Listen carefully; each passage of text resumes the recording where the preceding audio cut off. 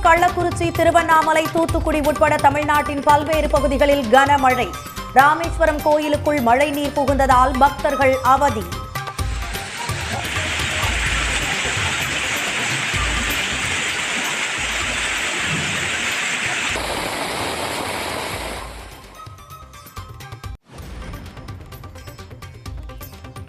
தமிழ்நாட்டில் வடகிழக்கு பருவமழை விடைபெறுவதில் தாமதம். இன்று காலை வரை இயல்பை விட 54% கூடுதல் மழை.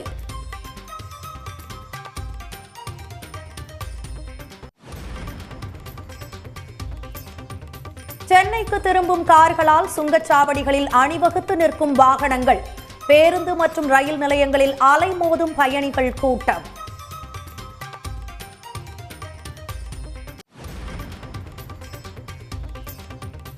பொங்கல் தொடர் விடுமுறை முடிந்து சென்னைக்கு படையெடுக்கும் மக்கள். பெருங்களத்தூரில் கடும் போக்குவரத்து நெரிசல்.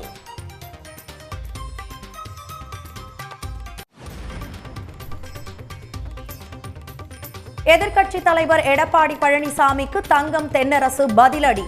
தமிழ்நாட்டின் நிதிநிலை குறித்து தவறான தகவல்களை பழனிசாமி கூறுவதாக பேட்டி.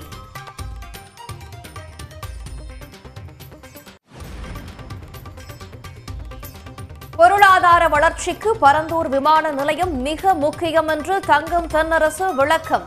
பரந்தூர் மக்களின் குறைகளை கேட்டு விஜய் தெரிவித்தால் அரசு ஆராயும் என்று உறுதி.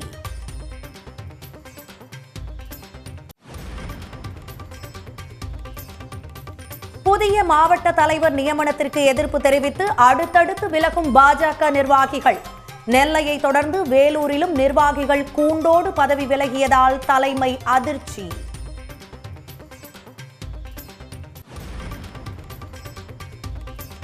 கோவையில் புலிநகம் கொண்ட சங்கிலி அணிந்திருந்த தொழிலதிபர் கைது. இன்ஸ்டாவில் வீடியோ வெளியான நிலையில் வீட்டில் இருந்த மான் கொம்புகளும் பறிமுதல்.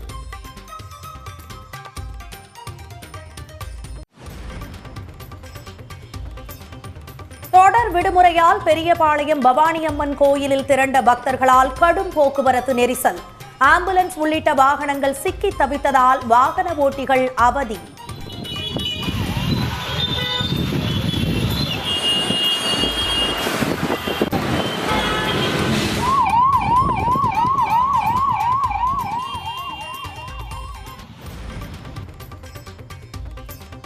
கொல்கத்தாவில் பார்வையாளர்களை கவர்ந்த கிளாசிக் கார்களும் பேரணி.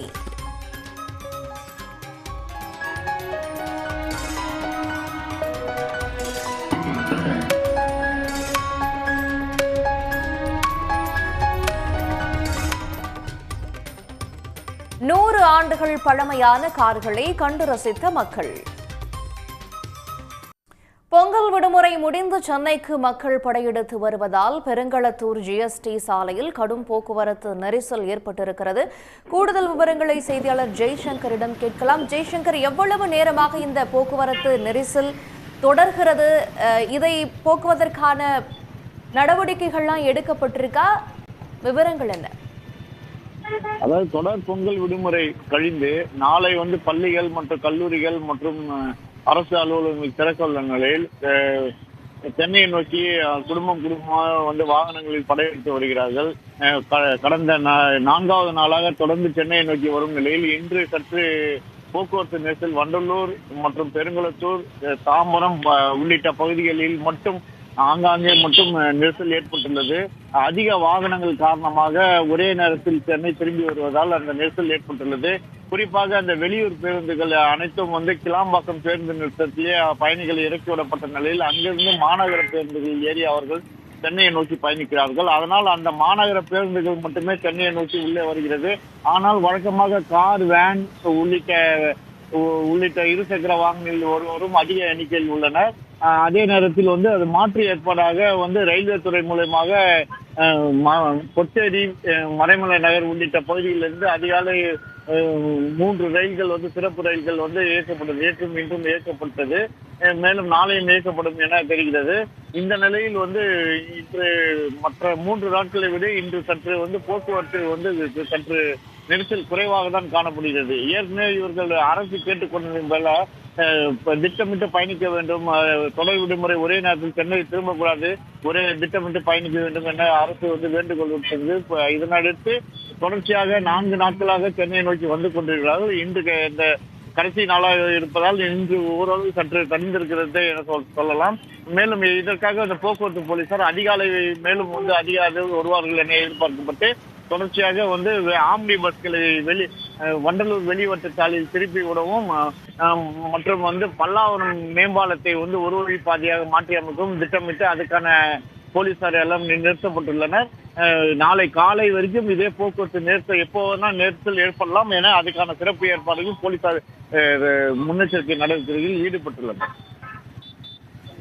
நன்றி ஜெய்சங்கர். தமிழ்நாட்டின் பல்வேறு இடங்களில் பரவலாக கனமழை பெய்தது. ராமேஸ்வரத்தில் கொட்டி தீர்த்த கனமழையால் ராமேஸ்வரம் ராமநாத சுவாமி கோவிலுக்குள் தண்ணீர் புகுந்ததால் பக்தர்கள் சிரமத்திற்கு உள்ளாகினர். வடகிழக்கு பருவமழை விடைபெறாத நிலையில் தமிழ்நாட்டின் பல்வேறு பகுதிகளில் பரவலாக மழை பெய்து வருகிறது. சென்னை மற்றும் புறநகர் பகுதிகளில் இரவு முதலே விட்டுவிட்டு மிதமான மழை பெய்து வருகிறது. வடபழனி, கிண்டி, அண்ணா சாலை, மந்தவெளி, அடையார், பட்டினப்பாக்கம், பல்லாவரம், தாம்பரம் உள்ளிட்ட பகுதிகளில் பெய்த மழையால் குளிர்ச்சியான சூழல் நிலவுகிறது. ராமநாதபுரம் மாவட்டத்தில் கனமழை கொட்டி தீர்த்தது. குறிப்பாக ராமேஸ்வரத்தில் 1 மணி நேரத்திற்கு மேலாக கனமழை வெளுத்து வாங்கியது. பாம்பன், தங்கச்சிமடம், தனுஷ்கோடி உள்ளிட்ட பகுதிகளில் பெய்த கனமழையால் தாழ்வான இடங்களில் தண்ணீர் சூழ்ந்தது. ராமேஸ்வரம் ராமநாத சுவாமி கோயிலுக்குள் தண்ணீர் புகுந்ததால் பக்தர்கள் சிரமத்திற்குள்ளாகினர்.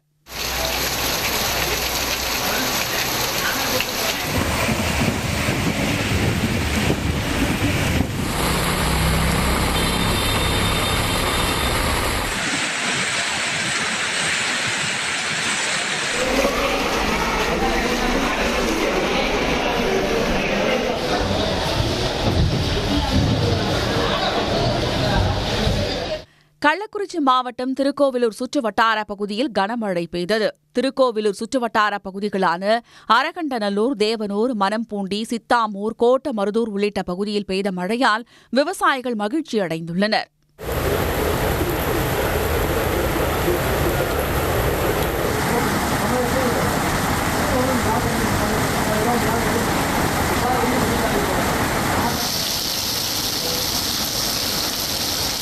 தூத்துக்குடியில் காலை முதலே விட்டு மழை பெய்தது. தூத்துக்குடி பழைய மாநகராட்சி பகுதி, கிரேட் காட்டன் ரோடு, காசுக்கடை பஜார் சாலை, ஸ்டேஷன் ரோடு உள்ளிட்ட பகுதிகளில் மழை நீர் குளம் போல் தேங்கியதால் வாகன ஓட்டிகள் சிரமத்திற்கு ஆளாகினர்.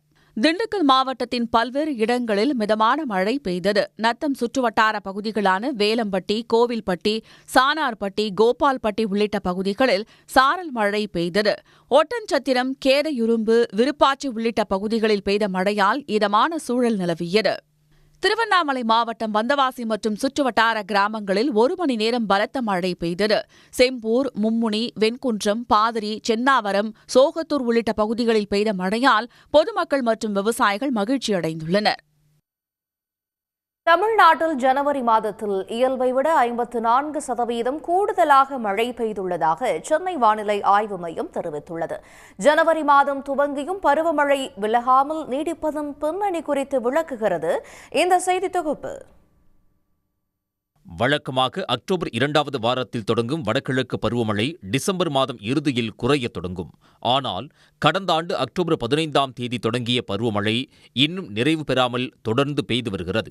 2004-2005 ஆண்டுக்கு பிறகு நீண்ட நாட்கள் நீடித்த பருவமழை காலமாக தற்போதைய வடகிழக்கு பருவமழை சீசன் உள்ளதாக வானிலை நிபுணர்கள் தெரிவித்துள்ளனர். இதற்கு முன்பு 2020ஆம் ஆண்டு அக்டோபர் 18ஆம் தேதி தொடங்கிய வடகிழக்கு பருவமழை 2021 ஜனவரி 25ஆம் தேதி வரை நீடித்தது. அதன் பிறகு 2021 அக்டோபர் 25ஆம் தேதி தொடங்கிய வடகிழக்கு பருவமழை ஜனவரி 22ஆம் தேதி வரை நீடித்தது. பெரும்பாலும் ஜனவரி 20க்கு முன்பே வடகிழக்கு பருவமழை முடியும் நிலையில் தற்போது நிறைவு பெறாமல் தொடர்ந்து பெய்து வருகிறது. இது அடுத்த 1 வாரத்திற்கு மேலாக நீடிக்கலாம் என கணிக்கப்பட்டுள்ளது. ஆப்பிரிக்கா, இந்திய பெருங்கடல் மற்றும் இந்திய துணைக்கண்டத்தின் சில பகுதிகளில் மேகங்கள், மழை, காற்று அழுத்தம் மற்றும் வெப்பமண்டல காலநிலை மாறுபாடு ஆகியவற்றை உள்ளடக்கிய மேடன் ஜூலியன் ஆசிலேஷன் என அழைக்கப்படும் வானிலை நிகழ்வால் பருவமழை நீடிப்பதாக வானிலை நிபுணர்கள் தெரிவிக்கின்றனர். 2011 ஒரு லானின் ஆண்டில் தானே புயல் வந்து கிட்டத்தட்ட டிசம்பர் மாத கடைசி வாரம் வந்தது. அதே மாதிரி தனுஷ்கோடி புயல், ராமேஸ்வரத்தில் தாக்கிய தனுஷ்கோடி புயல் 1964 ஆண்டு லானின் ஆண்டில் டிசம்பர் மாத கடைசியில் புயல் உருவாச்சு. ஸோ லானின் ஆண்டுகள் சாதாரண பருவமழை விடைபெறுவதில் தாமதம் இருக்கும். பொங்கல் வரைக்குமே நம்ம மழையை எதிர்பார்க்கலாம். ஆனால் என்னென்னா வந்து அக்டோபர் முதல் டிசம்பர் வரைக்கும் இருக்கக்கூடிய காலகட்டங்களில் தொடர்ந்து பெய்யக்கூடிய மழை ஜனவரி மாதத்தில் இருக்காது. சில சமயங்களில் கிழக்கத்திய காற்றின் வரக்கூடிய அந்த ஈரப்பதம் காரணமாக வந்து ஒரு வாரம் 10 நாள் மழை இல்லாமல் இருக்கும். அப்புறம் திடீர்னு ஒரு 2-3 நாள் மழை பெய்யும். ஃபார் எக்ஸாம்பிள் நீங்கள் பொங்கலுக்கு முன்னாடி பார்த்தீங்கன்னா ஒரு 2-3 நாள் மழை இருந்துச்சு. அப்புறம் ஒரு 3-4 நாள் கேப் இருந்துச்சு. இப்போ நேற்று ஒரு 2 தினங்கள், நேற்று நாளை ஒரு 3 நாள் திரும்பவும் நம்ம மழையை எதிர்பார்க்கலாம்.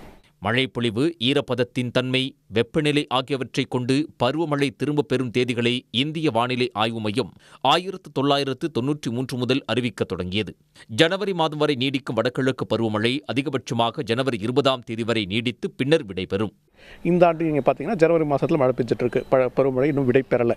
ஸோ இந்த மழை வந்து குளிர்கால மழையாக நம்ம சேர்த்துக்கிறோம். முதல் 1 ஜனவரிலேருந்து 28 பிப்ரவரி வரைக்கும் அந்த குளிர்கால மழையை சேர்த்துக்கிறோம். இந்த ஆண்டை பொறுத்த வரைக்கும் வடகிழக்கு பருவமழைங்கிறது வந்து கிட்டத்தட்ட இன்னொரு ஒரு வாரம் வந்து நீடிக்கக்கூடிய வாய்ப்பு இருக்குது.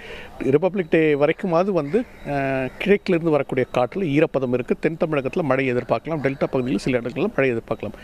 வட தமிழகத்தில் பெரும்பாலும் மழை குறைஞ்சிரும். இருந்தாலும் இன்னும் ஒரு வாரம் வந்து நம்ம கிழக்கத்திய காற்றில் ஈரப்பதம் இருக்கிறதுனால இந்திய வானிலைத்துறை ரிப்பப்ளிக் டேக்கு அப்புறம் வந்து வடகிழக்கு பருவமழை விடைபெறுவதை பற்றி அறிவிப்பாங்கன்னு நினைக்கிறேன். அடுத்த சில நாட்களுக்கு தமிழ்நாட்டில் சில பகுதிகளில் கனமழை, பல இடங்களில் மிதமான மழைக்கு வாய்ப்புள்ளதாக சென்னை வானிலை ஆய்வு மையம் அறிவித்திருப்பதால் பருவமழை மேலும் ஒரு வாரம் நீடிக்க வாய்ப்புள்ளதாக வானிலை நிபுணர்கள் தெரிவிக்கின்றனர். தமிழ்நாட்டின் நிதி நிலைமை குறித்து எதிர்க்கட்சித் தலைவர் எடப்பாடி பழனிசாமி தவறான தகவல் பரப்பி வருவதாக நிதி அமைச்சர் தங்கம் தென்னரசு பதிலடி கொடுத்துள்ளார். நிதிக்குழு பரிந்துரைக்கும் கடன் அளவுக்கு குறைவாகவே தமிழ்நாடு அரசு கடன் பெற்றிருப்பதாகவும் அவர் புள்ளி விவரங்களுடன் விளக்கம் அளித்துள்ளார்.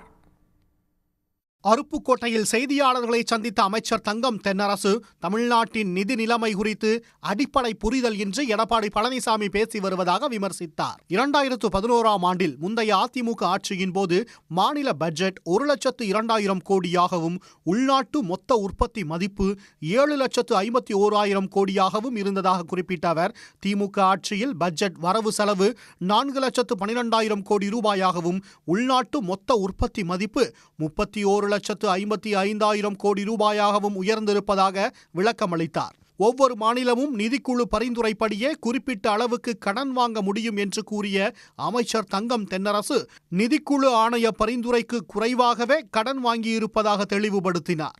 23-24 29.1% நிதிக்குழு பரிந்துரைத்தது. நம்ம மிக குறைவாக 26.72% கடன் அளவு வச்சிருந்தோம். 24-25 கடந்த ஆண்டு 28.9% அவங்க கடன் வாங்கலாம்னு நிர்ணயிச்சிருந்தாங்க.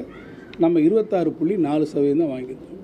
இந்த புள்ளி வரை எதை காட்டுதுன்னு கேட்டிங்கனாக்கா, கழகம் ஆட்சி பொறுப்பேற்றிருக்கக்கூடிய இந்த காலகட்டத்தில் நிதிக்குழு என்ன பரிந்துரை செய்திருக்கிறதோ அதற்கு உட்பட்டு தான், அதற்கு குறைவாகத்தான் நம்முடைய கடனுடைய அளவை நாம் மெயின்டைன் பண்ணிட்டு வந்திருக்கிறோம்.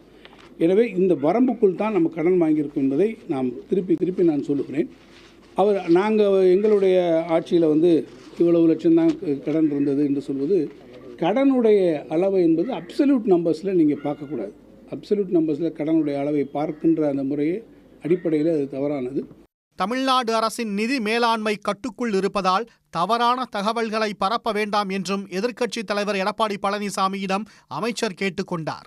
இதனிடையே மெட்ரோ உள்ளிட்ட திட்டங்களுக்கு ஒன்றிய அரசு நிதி ஒதுக்காததை சுட்டிக்காட்டிய அவர், தென் மாநிலங்களை பாஜக அரசு தொடர்ந்து வஞ்சித்து வருவதாக குற்றம் சாட்டினார்.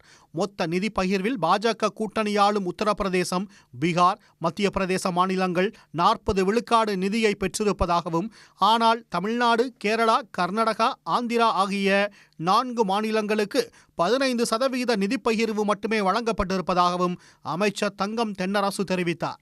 டெல்லி, ஹைதராபாத், மும்பை உள்ளிட்ட சர்வதேச விமான நிலையங்களை ஒப்பிடும்போது சென்னை விமான நிலையத்தில் பரப்பளவு குறைவாக உள்ளதாகவும், இதனால் பரந்தூரில் விமான நிலையம் அமைப்பது அவசியம் என்றும் அமைச்சர் தங்கம் தென்னரசு தெரிவித்தார்.